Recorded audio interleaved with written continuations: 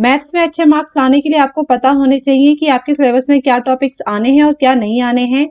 अगर हम बात करें क्लास 11th के मैथ्स के सिलेबस के बारे में, तो आप जो अपनी स्क्रीन पर देख रहे हो, इससे आपको पता चलता है कि कौन सा यूनिट कितने मार्क्स का है। तो सेट एंड फंक्शंस जो है वो तो 23 मार्क्स का है, अलजेब्रा वाला यूनिट 25 मार्क्स का है, और कोऑर्डिनेट ज्योमेट्री 12 नंबर का, कैलकुलस है 8 नंबर का, और स्टैटिस्टिक्स एंड प्रोबेबिलिटी ये दोनों यूनिट्स कंबाइंड नंबर की है 12 मार्क्स की।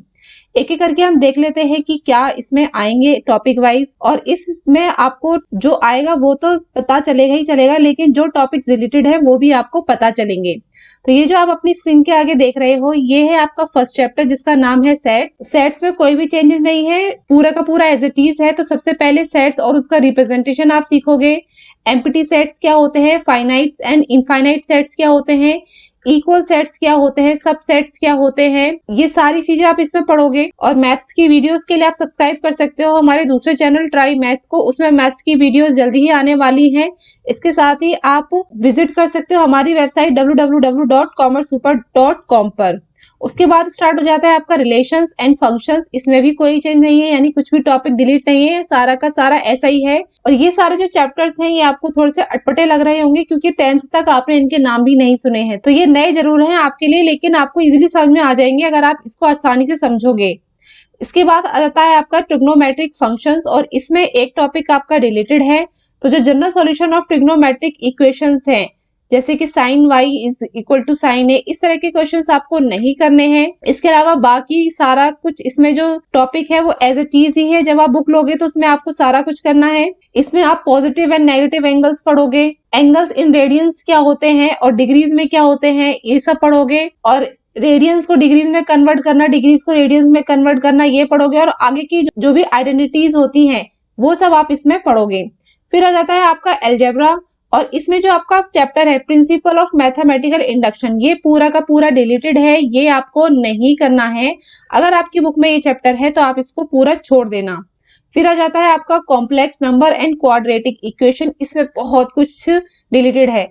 अब तक आपने 10th में सीखा होगा कि अगर आपकी जो वैल्यू है b² - 4ac, उसकी अगर -1 में आंसर आता था तो आप बोलते थे इसकी कोई भी रियल वैल्यूज नहीं है। तो वो रियल वैल्यूज को निकालने के लिए अब आप इसमें सीखोगे कि अगर जो कॉम्प्लेक्स नंबर होते हैं, यानी b² - 4ac का आंसर -1 है, तो उसके बाद फिर आप उसके रूट्स कैसे निकालोगे, उसका आंसर कैसे निकालोगे, वही आप इसमें सीखोगे। इसके बाद जो इसका टॉपिक है polar representation of complex numbers, statement of fundamental theorem of algebra, इनका सॉल्यूशन निकालना रियल कोफिशिएंट्स के साथ, कॉम्प्लेक्स नंबर के जो भी हैं, और square roots of a complex number, ये सब आपको नहीं करना है, ये टॉपिक आपको छोड़ देना है। उसके बाद आता है आपका लीनियर इन इक्वालिटीज, और लीनियर इन इक्वालिटीज में आप इसका मीनिंग, इसके सिंपल से क्वेश्चन से समझोगे, अलजेब्रिक सॉल्यूशन इनकी कैसे निकालते हैं वन वेरिएबल के साथ, और उनका नंबर लाइन में रिप्रेजेंटेशन, इतना ही पढ़ोगे। इनका जो ग्राफिकल सॉल्यूशन होता है 2 वेरिएबल्स के साथ, वो आप नहीं पढ़ोगे, और ग्राफिकल मेथड से जो सॉल्यूशन फाइंड आउट करेंगे वो भी आप इसमें से छोड़ देना। फिर आता है आपका परम्यूटेशन एंड कॉम्बिनेशन, इसमें से कुछ भी चेंज नहीं है, वो सारा का सारा करना है। बाइनोमियल थ्योरम में आपको general and middle term in binomial expansion, ये आपको छोड़ देना है, ये आपको नहीं करना है। फिर आ जाता है आपका सीक्वेंस एंड सीरीज, जो आपने क्लास 10th में भी किया था एपी, तो एपी आप क्लास 10th में कर चुके हो, वो आपको नहीं करना है, छोड़ देना है। इसके बाद में जो स्टार्ट होती है आपका arithmetic mean, geometric progression, general term of GP, इनका सम निकालना, इनफाइनाइट जीपी, ये सब आप इसमें सीखोगे। और उसके बाद लास्ट में एक टॉपिक आता है स्पेशल सम का फॉर्मूला, जो कि नीचे गिवन है। तो इस फॉर्मूला के बेसिस पर भी जो क्वेश्चंस आपके बनेंगे वो आप नहीं करोगे, वो आप छोड़ दोगे। फिर आ जाएगा आपका कोऑर्डिनेट ज्योमेट्री वाला यूनिट, और इसमें जो आपका चैप्टर बनता है सबसे पहले वो है स्ट्रेट लाइंस। इसमें आप स्ट्रेट लाइंस क्या होती हैं, इनके ओरिजिन से शिफ्ट करना, की लाइन का स्लोप निकालना, 2 लाइंस के बीच में एंगल्स निकालना, अलग अलग लाइंस की इक्वेशन निकालना, पैरेलल अगर एक्सिस के साथ पैरेलल्स है तो वो क्या होते हैं, ये सब सीखोगे। आपको क्या नहीं करना है वो आप देख लीजिए। तो जो इनकी नॉर्मल फॉर्म होती है वो नहीं करनी है, जनरल इक्वेशन ऑफ लाइन नहीं करनी है, equation of family of lines passing through the point of intersections of 2 line, ये भी आपको नहीं करना है। लेकिन distance of A point from A line, यानी एक लाइन से दूसरे पॉइंट का जो डिस्टेंस है वो आपको सीखना पड़ेगा और वो आपको करना है। फिर कॉनिक सेक्शंस वाला चैप्टर स्टार्ट हो जाता है, ये भी आपके लिए एक नया चैप्टर है तो इसमें कोई भी चेंजेस नहीं है, सारा का सारा करना है। इसमें सर्कल्स, एलिप्स, पैराबोला, हाइपरबोला, इन सब की इक्वेशंस क्या होती हैं, कैसे निकालते हैं, ये सब आप इसमें सीखोगे। फिर आ जाएगा आपका इंट्रोडक्शन टू 3 डायमेंशनल ज्योमेट्री। इसमें जो सेक्शन फॉर्मूला है वो आप नहीं करोगे, बाकी सारा कुछ एज इट इज ही है। डिस्टेंस बिटवीन 2 पॉइंट्स, ये सब सीखोगे और इसमें से थोड़ा बहुत आपने क्लास 10th में भी सीखा हुआ है। फिर आ जाता है आपका calculus. This is also new chapter for you, limits and derivatives. ये पूरा का पूरा एज इट इज, और ये चैप्टर आपके 12th क्लास में भी काम आएगा, यानी ये बेस बनाएगा आपके लिए, तो this is important for you. इसमें कुछ भी चेंज नहीं है, सारा का सारा पुराना वाला ही है। फिर जो मैथमेटिकल रीजनिंग है, ये चैप्टर पूरा डिलीटेड है, इसमें से आपको कुछ भी नहीं करना है, पूरा चैप्टर आपको छोड़ना है।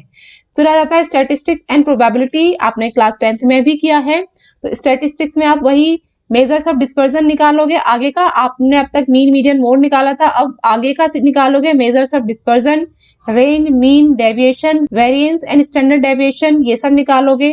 इसमें जो है analysis of frequency distribution with equal means, ये सब आपको नहीं करना है।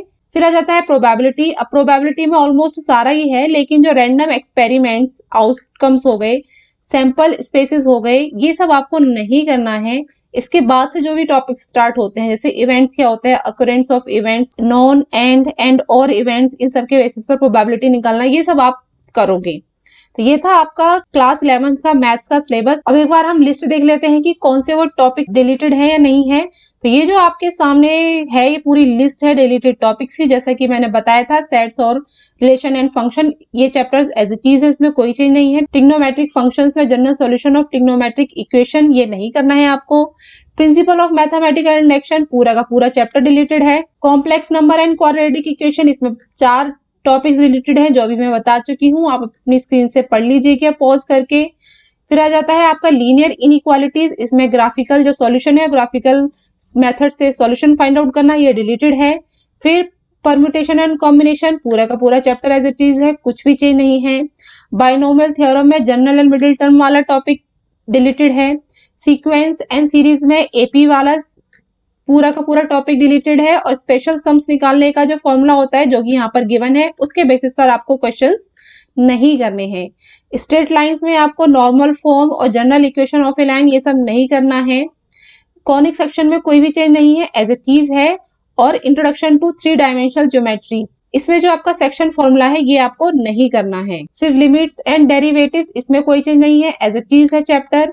मैथमेटिकल रीजनिंग, पूरा का पूरा चैप्टर डिलीटेड है। और स्टैटिस्टिक्स में आपको फ्रीक्वेंसी डिस्ट्रीब्यूशन का एनालिसिस इक्वल मीन्स के साथ बट डिफरेंट वेरिएंस के साथ नहीं करना है। प्रोबेबिलिटी में आपका रैंडम एक्सपेरिमेंट्स हो गया, आउटकम्स हो गया, सैंपल स्पेसिस हो गया, ये सब आपको नहीं करना है। तो ये था आपका complete analysis of your syllabus math 2022-2023 के लिए। इसके अलावा इकोनॉमिक्स, अकाउंटेंसी, बिजनेस स्टडीज का जो सिलेबस है और जो डिलीटेड लिस्ट है, इसके वीडियोस भी ऑलरेडी अपलोड किए जा चुके हैं। लिंक आपको नीचे डिस्क्रिप्शन बॉक्स में मिल जाएगा, या फिर जब आप ऊपर आई बटन पर क्लिक करोगे तो वहां से भी आपको पूरी प्लेलिस्ट मिल जाएगी। तो इसी तरह की वीडियोस को देखने के लिए सब्सक्राइब कीजिए हमारे चैनल सुपर कॉमर्स को। तो मिलते हैं नेक्स्ट वीडियो में, तब तक के लिए थैंक यू।